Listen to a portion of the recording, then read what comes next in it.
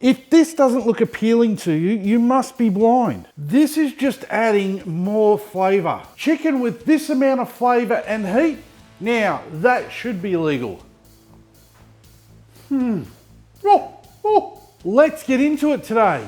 We are cooking authentic tandoori chicken. And as always, I'd love to thank Weber for sponsoring this video, but they didn't, so I won't. Cooking time for this recipe is around 45 to 60 minutes. It really depends on the size of your thighs. Well, not yours personally, your chicken thighs. Or for those of you who love to use my beer timer, you're looking at a 2-beer cook. Cheers.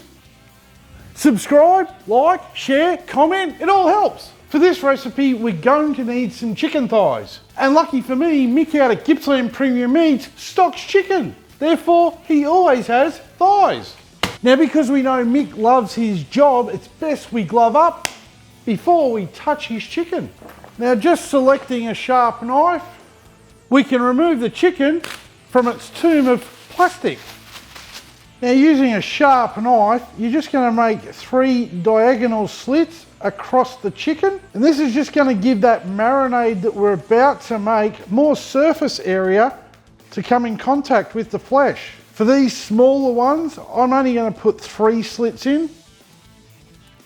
There, all done. Now, even though chicken is cheap at the moment, you can still use leg fillets if you want to bring that price down a little bit further. It's now time to make an authentic tandoori marinade using a non-reactive bowl like this glass one. For every 1 kilogram of chicken, you're going to need to add 1 cup of Greek yogurt.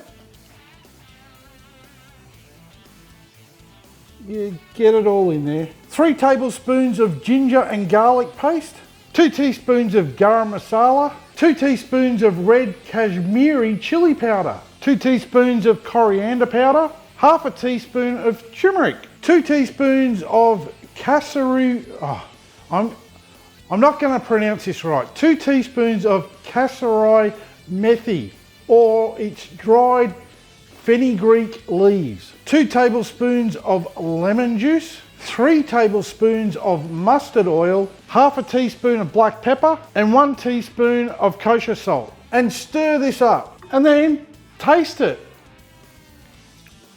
And if it needs more salt or heat for your liking, now's the time to add it.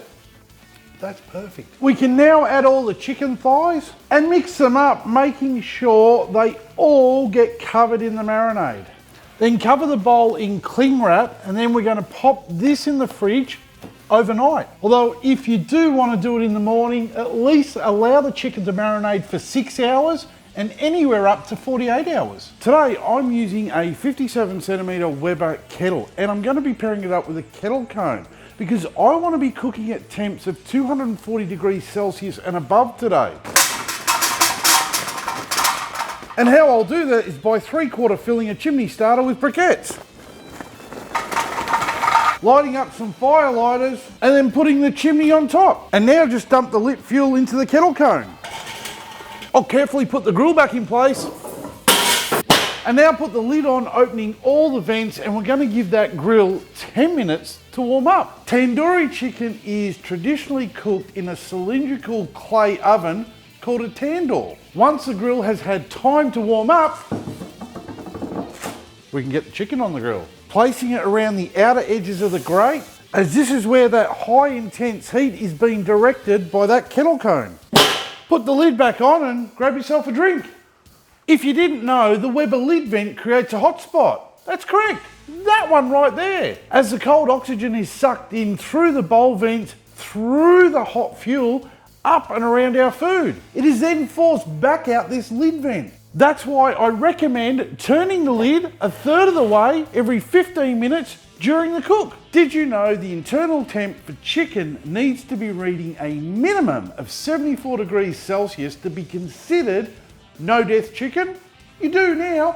I want to give this chicken a little bit more bite. So let's make our own chili oil using the ingredients we already have. Into a small bowl, we want to add 4 tablespoons of mustard oil and 2 teaspoons of the Kashmiri red chili powder. and then just stir this up. How simple was that? Just pop this aside until we need it later. The tandoori chicken has been grilling away for 45 minutes now, and I'm sure would be extremely tasty. But let's add that chili oil we made and see how we can ramp up the flavour on this chicken. Make sure each chicken thigh is covered with the chili oil. I personally don't bother turning them over. I find the chili oil on one side is more than enough heat. The smell coming off these is incredible. Pop the lid back on and we're going to leave them alone for 10 minutes and allow that chili oil to do its magic. We can push the internal temp of dark meat on chicken to 87 degrees Celsius. This is only going to help break down all that connective tissue, and the chicken will still be very succulent and moist. Smart! The tandoori chicken is ready, so it's time to glove up. Look at that colour. All that's left to do is get them off the heat and serve them up. And when you cut into this, you can actually see that they're packed full of flavour and so moist. Smart!